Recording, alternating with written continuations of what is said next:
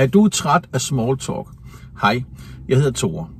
Og i den her video vil jeg gå ind og kigge på det her small talk fænomen.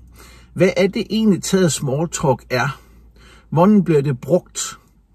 Og hvis du er træt af small talk, jamen er det så noget, der er nødvendigt for dig at engagere dig i? Er det nødvendigt, eller har du faktisk mulighed for at give dig lov til at lade være? Og bare sidde og være med, uden som sådan at skulle delagtiggøre dig i small talk. Fordi et eller andet sted er small talk en form for samtale, der sådan set eksisterer, bare sådan, at der ikke bliver stille. Og stillheden på en eller anden måde bliver ubehagelig, så når der er nogle mennesker, der har det, jamen så er det nemmere sådan set bare at lave noget small talk, snakke om noget, som er ikke rigtig connecter til noget, eller har noget med at gøre, eller noget med noget at gøre, eller har nogen dybde, men man snakker ligesom bare, fordi så er det der i det mindste ikke stille. Og er du træt af small talk, jamen så er det højst sandsynligt, fordi at du er mere interesseret i at connecte med andre mennesker, og føre en samtale, der er lidt dybere, som der har lidt mere substans og indhold. Noget, hvor man mærker efter i sig selv, eller man har gjort sådan nogle erfaringer, man reflekterer over, eller man har oplevet noget ganske særligt, som man på en eller anden måde deler og snakker om, og er sammen om, og på den måde connecter om. Hvorimod small talkens funktion er basically bare, at der er nogen, der siger noget, så der ikke er stille. Og hvis du er træt af small talk, jamen så tilhører du sikkert også de personer, der faktisk har det helt okay med, at man lige sidder og spiser, eller hvad det nu man måtte gøre, og der måske i nogle minutter faktisk ikke er nogen, der siger noget. Det vil du højst sandsynligt være komfortabel med. Men der er bare det ved det, at der findes andre mennesker, som ikke er komfortable med det, og for dem, der er det helt naturligt. Og her der understreger jeg, for dem at det er naturligt, så bare at begynde at small talk. Fordi så er den her stilhed, den er der ikke. Og så kan vi sådan sidde og snakke om lidt løst og fast, uden der sådan er egentlig taget nogen substans og connection i det, mens vi spiser vores mad. Og så er det sådan set fint. Det er i hvert fald fint for dem.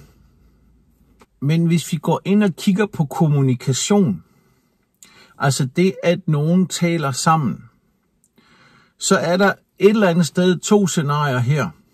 Og det ene er sådan det mere fiktive, sådan som at det ser rigtigt ud.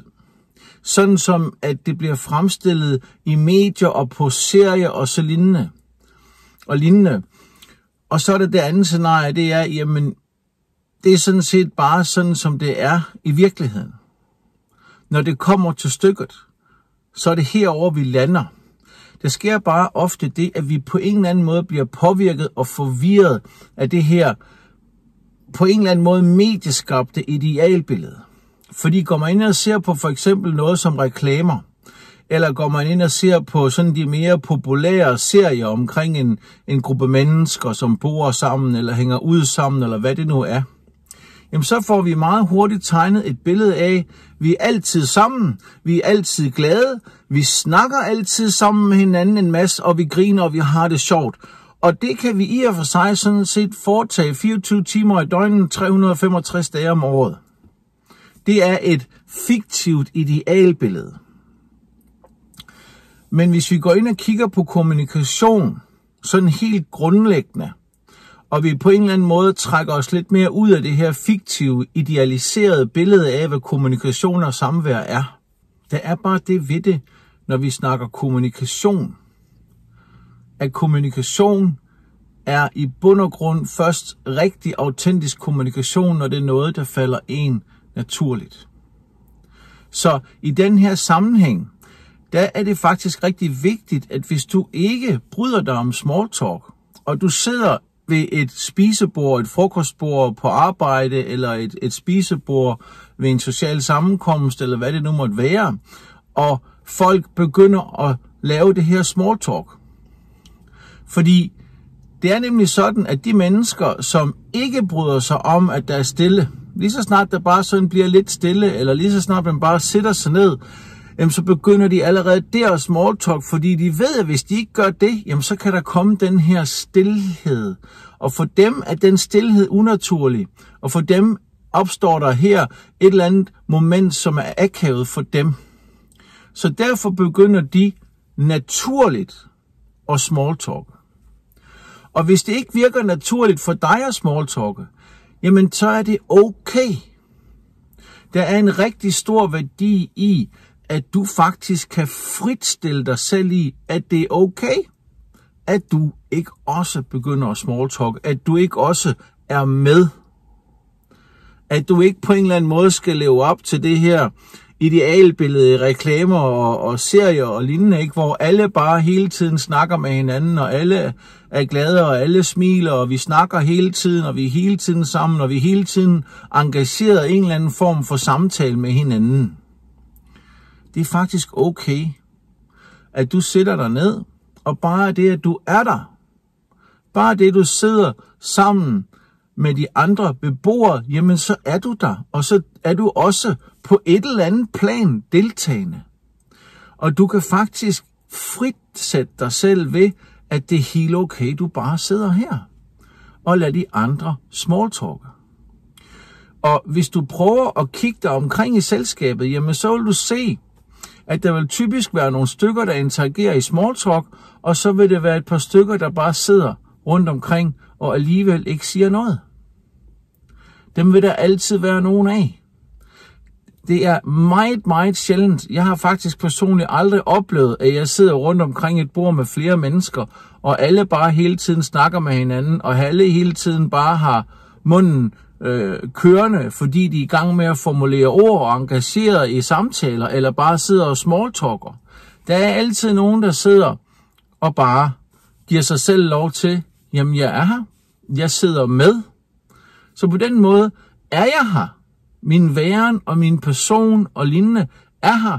Jeg deltager på et eller andet plan. Men det er også okay, at du bare snakker, når det virker naturligt for dig. Det vil sige, du kan fritstille dig selv rigtig meget i bare at sætte dig, lad de andre small talk, og det er helt okay, hvis det ikke virker naturligt for dig at small talk, at du sådan set bare sidder der og lader være med at gøre det. Og det er okay, fordi som jeg lige har sagt, og som jeg gerne vil understrege, dem der smalltalker, de smalltalker, fordi det er naturligt for dem. Så hvis du sidder der og et eller andet sted er træt af smalltalk, og hvis du sidder der og et eller andet sted synes, det er akavet smalltalk, og du et eller andet sted ikke er specielt god til det, jamen så er det fordi, det ikke falder dig naturligt. Og så vil jeg så også gerne lige sige til dig en gang til, jamen så er det helt okay, at du ikke siger noget, hvis det ikke falder dig naturligt. Og så kan man så sidde der ved bordet og sådan føle, at det er sådan lidt akavet.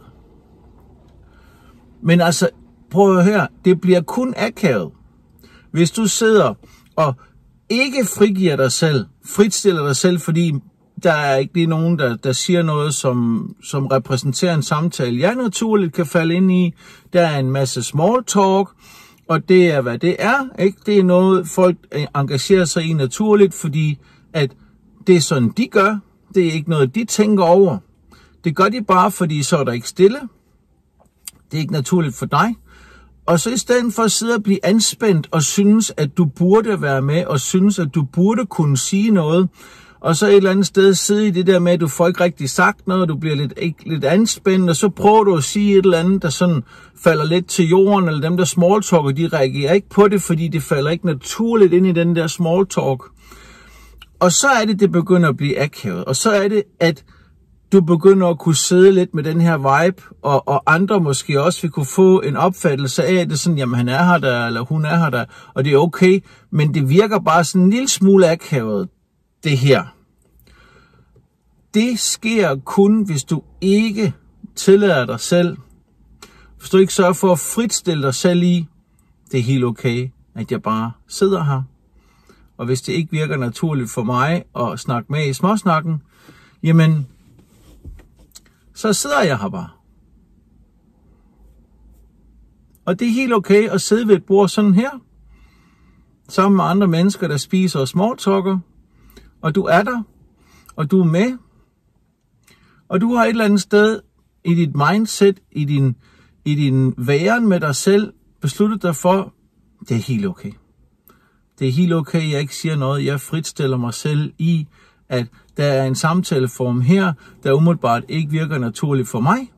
Så hvis der er nogle andre, der sidder og har den samtale og hygger sig med det, fordi det er naturligt for dem, så er alt, som det skal være. Det er helt okay. Og jeg kan tage et eksempel fra min egen hverdag.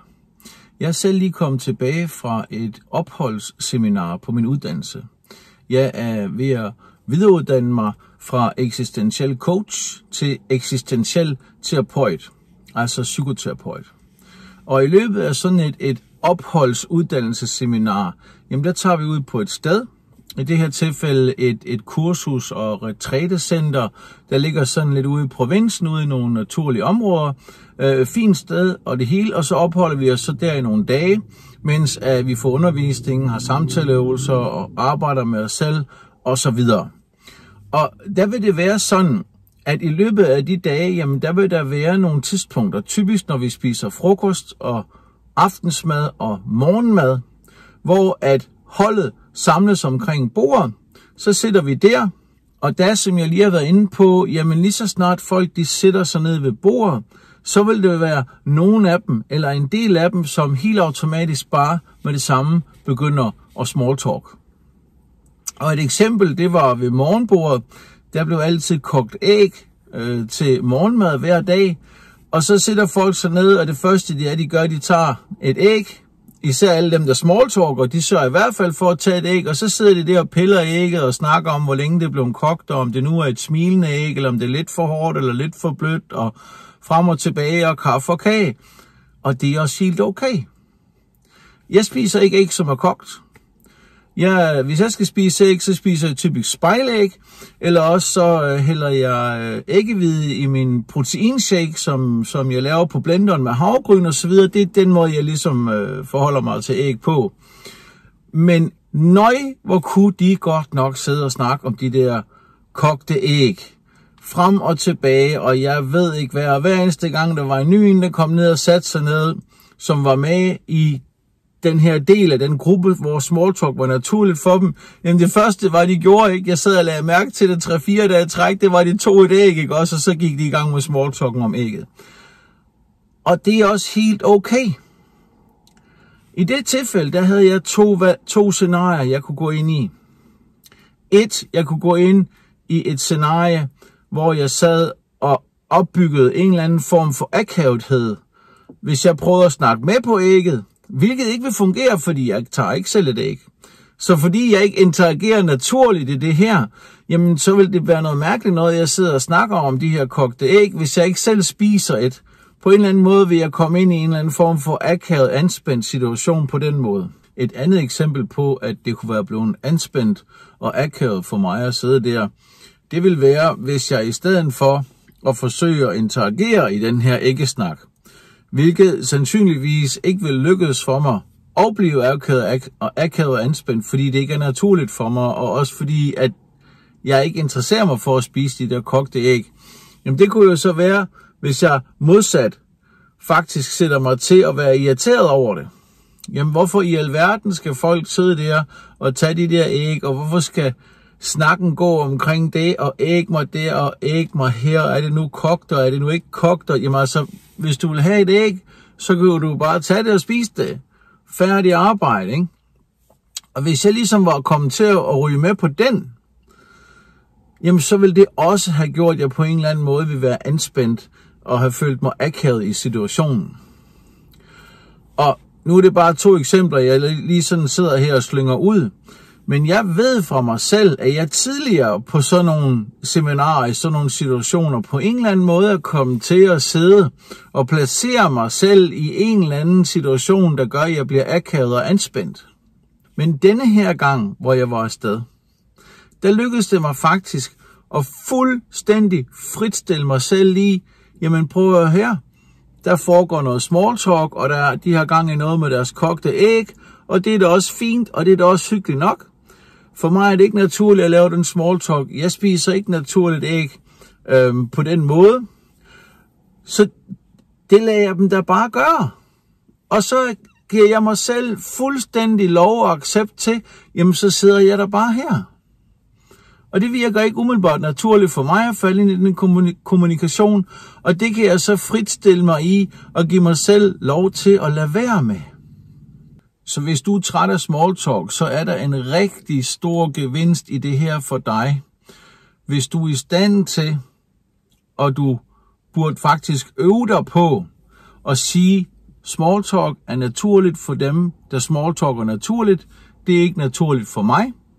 Small talk vil altid være der, fordi lige så snart mennesker står sammen, sidder sammen, er sammen, og der bliver stille, eller de ved, at lige om lidt, hvis der ikke er nogen, der siger noget, så bliver der stille, jamen så vil de small talk. Så på den måde, hvis du kan fritstille dig til at sige, jamen det er okay, at jeg ikke også small talker.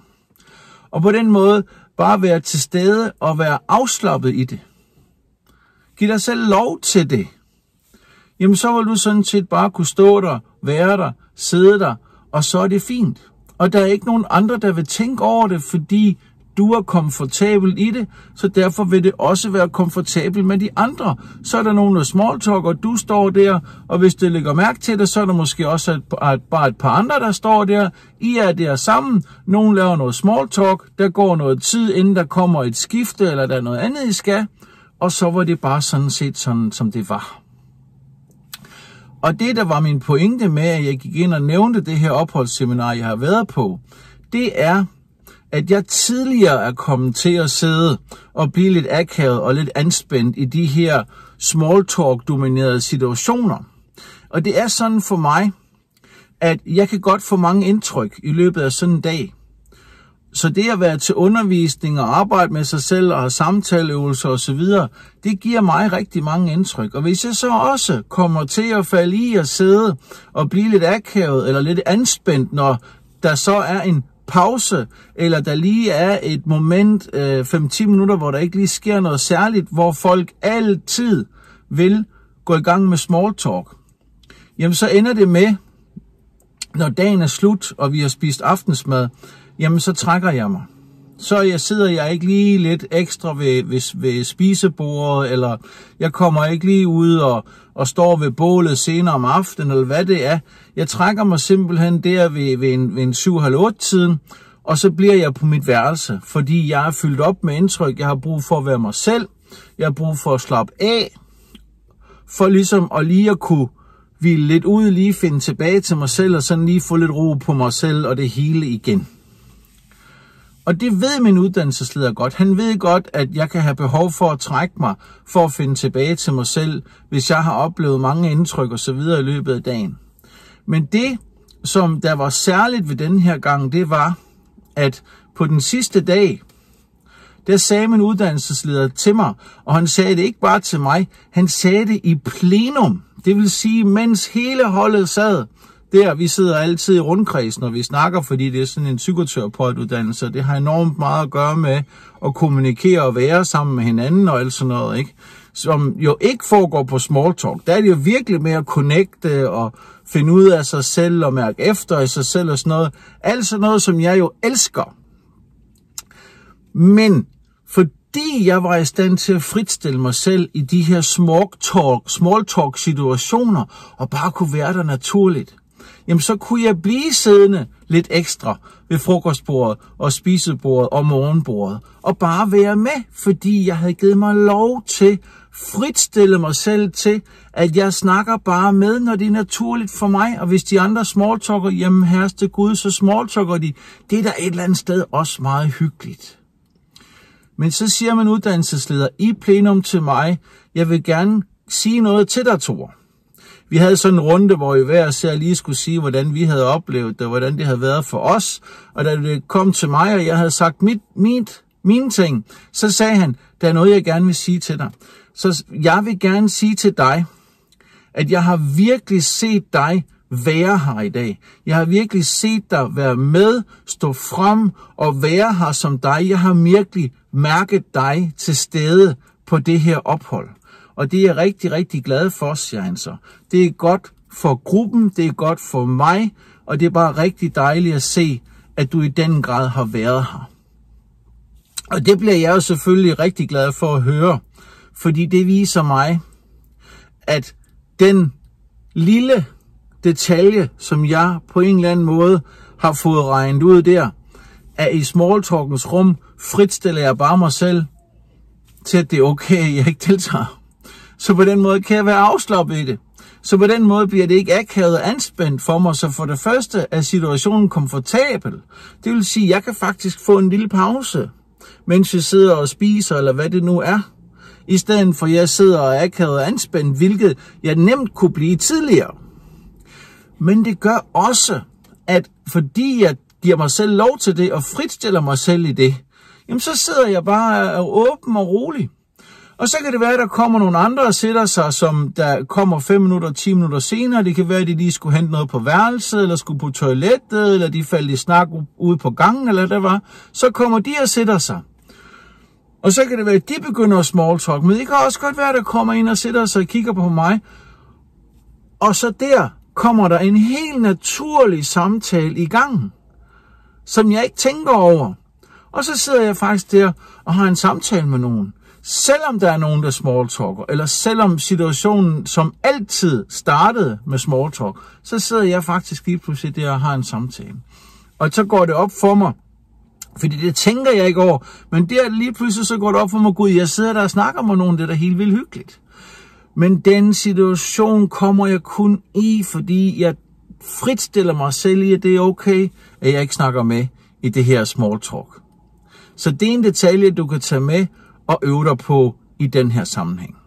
Så hvis du er træt af smalltalk, og du foretrækker de mere dybe, de mere personlige, de mere selvrefererende samtaler, jamen så skal du vide, dem er der også brug for, og dem er der også plads til. Men der er bare mange situationer, hvor smalltalken fylder, og de her samtaler måske ikke lige optræder naturligt. Men omvendt vil der også være andre situationer, hvor hvis du måske går ud og trækker lidt frisk luft, der står en anden på holdet, og der falder I snak. Eller I har en walk and talk øvelse, eller hvad det nu måtte være, og der går du faktisk, eller der står du faktisk der med nogen og får en rigtig god og dejlig snak, som er virkelig vigtig for dig, og som du kan sætte pris på. Men det, der er så vigtigt at forstå, det er, at kommunikation er noget, der skal være naturligt. Det er ikke noget, vi behøver at tænke over. Det er ikke noget, vi behøver at præstere. Og det er heller ikke nødvendigt, at vi bare altid er deltagende. Vi er altid med. Vi er altid blandt dem, der griner. Ikke? Vi vil gerne være den, der siger noget, de andre griner af osv. Lige så snart det er noget, vi gør, som ikke er naturligt, så virker det ikke. Så bliver vi akavet, så bliver vi anspændte, og så fjerner vi os faktisk fra det felt, hvor vi ellers bare kunne have siddet og været med, og fritstillet os selv i, om den kommunikation, der foregår lige nu, det er ikke noget, der falder mig naturligt, så det er okay, jeg bare er her. Så kan man sidde der og være der, og slappe lidt af, og måske lige smile lidt en gang imellem, ikke? Og sådan set bare give sig selv lov til at fritstille sig selv i, jeg er her bare. Og i det øjeblik, man skaber det åbne rum for sig selv, jamen så er man også i langt højere grad med. Netop som min uddannelsesleder komplimenterede mig for. Og når jeg på den måde er til stede og med, jamen så vil jeg også sørge for, at jeg vil være der til, at jeg naturligt kan falde i samtaler med andre på tidspunkter og i situationer, hvor de måske kommer sig og sætter sig, eller der er noget, de gerne vil snakke med mig om, eller jeg lige lægger mærke til noget, og måske siger et eller andet om, at jeg synes, det var interessant, det de sagde tidligere på dagen, eller hvad det var. Men det er naturligt. Det er ikke noget, jeg prøver at forcere. Jeg prøver ikke at skulle passe mig selv ind i noget, som ikke virker naturligt for mig. Og så længe jeg sørger for at ikke gøre det, og fritstille mig selv i det, jamen så er jeg meget mere til stede. Og selvom jeg ikke deltager i smalltalken, jeg er meget mere til stede. Jeg er virkelig med, så man kan mærke det. Jeg er med i sådan en grad, at min uddannelsesleder stopper op afslutningsvis og bemærker det og fortæller mig det og siger, at han er rigtig glad for det i plenum foran alle de andre, fordi det var åbenbart rigtig godt og rigtig vigtigt. Så min pointe med det er, jamen, Snak, når det er naturligt, og frit stil dig selv i ikke at skulle være med på de samtaler og deltage der, hvor det ikke er naturligt for dig, sådan at du kan være der. Fordi så vil det også føles, som om du er med. Vi behøver ikke at leve op til alle de her idealer på reklamer og esseer og lignende. Nej, hvis du er der og er komfortabel med situationen, som den er, også selvom du ikke sidder og smalltalker med, jamen så er du til stede, og du er til stede på en måde, som folk kan mærke. De kan mærke, at du er der. Det er meget positivt. Og hvis du er til stede på den måde, jamen så er du også til rådighed for, at du naturligt kan falde i snak med de mennesker i de situationer, hvor det netop er naturligt for dig. For hvis du ikke er interesseret i small talk, jamen så repræsenterer du faktisk en, som man kan komme til at få en ordentlig snak med. Hvor man faktisk føler sig hørt og forstået. Og jeg skal love dig for, en ting er, at der er nogen, der sidder og har small talk ved bordet. Men har du en snak med nogen, hvor de virkelig føler sig hørt og forstået, det vil de kunne mærke, det vil de kunne huske, og det vil de i høj grad sætte langt mere pris på end small talken ved bordet, som ligesom er bare en ting, der foregår, fordi så er der i det mindste ikke stille. Så vær med det. Fritsæt dig selv i det, og giv dig selv lov til at være træt af small talk.